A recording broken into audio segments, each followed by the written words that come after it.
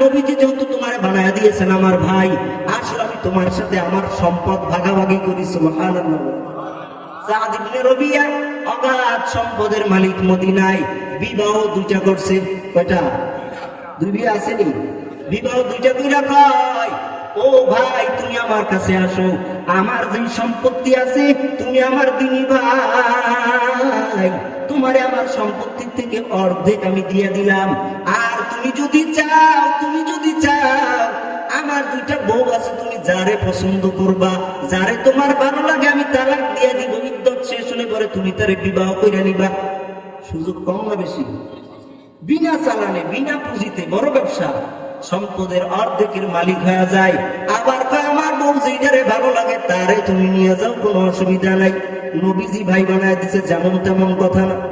এবার আব্দুর রহমান ইবনে আউফ নিজেও ব্যক্তিত্ব সম্পন্ন মানুষ, ডাক দিয়া কয়, ও সাদ ইবনে রবিয়া, আপনার প্রস্তাব যথার্থ সুন্দর ছিল, তবে আমার কাছে এটা ভালো মনে লাগে নাই।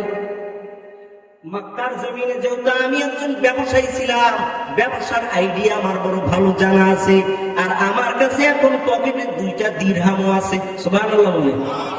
এই সুযোগ যদি আমাকে কাউরে দিত যে ভাই শামীম ভাইয়ের যে ব্যবসা আছে অর্ধেক আপনার, নিয়ে যান, খুশি বেড়া চিন্তা করে বিনা পুঁজিতে তামাশা নিতে দেরি করতো।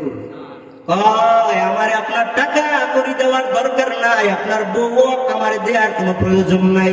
আপনি বলেছেন আমি খুশি, তবে আমি আপনার কাছে বলি আমি ব্যবসার আইডিয়া বড় ভালো জানি।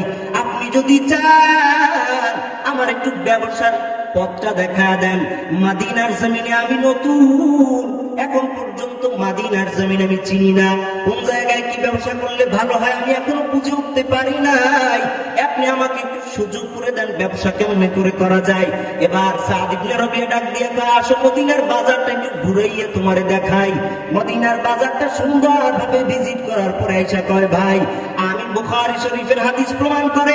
আব্দুর রহমান ইবনে আউফ ডাক দিয়ে বললেন, ব্যবসার থেকে জগতের ভিতরে ভালো কিছু আমি আর খুঁজিয়েই পাইলাম না। এবার উনি ডাক দিয়ে কয়, দুইটা দিরহাম যেহেতু আমার আছে, আপনারও একটা পয়সাও আমার দেওয়ার কোনো দরকার নাই। আপনি শুধু যেহেতু দেখায়া দিচ্ছেন, দেখেন আমি এবার ব্যবসায় নেমে গেলাম। দুইটা দিরহাম দিয়ে ব্যবসা শুরু করছে।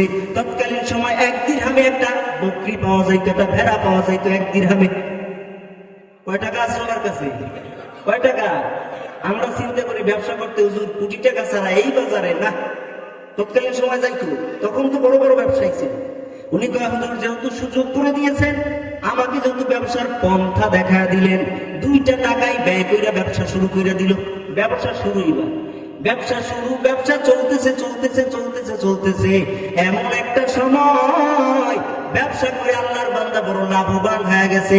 কারণ আল্লাহ তাআলা বলছে, বান্দা ওয়া হাল্লাল্লাহুল বাই'a ওয়া হাররামার রিবা, ব্যবসা করলেই বরকত যিনি দিবেন তিনি কে? তবে আবার আল্লাহ এটাও জানায় দিয়েছেন, ও ব্যবসায়ীরা তোমরা ভালো করে শুনে নাও, অন্তরে সুন্দরভাবে গেঁথে নাও, ব্যবসা করবা এটা হালাল পন্থায় হওয়া লাগবে। ব্যবসা করতে গিয়ে মানুষের ধোঁকা দেওয়া যাবে না, মাপে কম দেওয়া যাবে না, ভেজাল পণ্য মানুষের কাছে আসল বলে চালাইয়া দেওয়া যাবে না, ব্যবসা হালাল হবে না। কথা বুঝলেন নি? ব্যবসা হালাল করতে হলে মাপে ঠিক রাখতে হবে। কারণ আল্লাহ তাআলা কোরআনে কয়, ওয়াইলুল লিল মুতাফফিফিন, ও বান্দা যারা ব্যবসায় মাপে কম দাও, নেওয়ার সময় বেশি নাও, দেওয়ার সময় ক্রেতারে ঠকা দাও, তোমার জন্য আমি আল্লাহ জাহান্নাম প্রস্তুত করে রাখছি। ব্যবসা করা ভালো জিনিস, মাপে কম দিলে আবার কি আছে?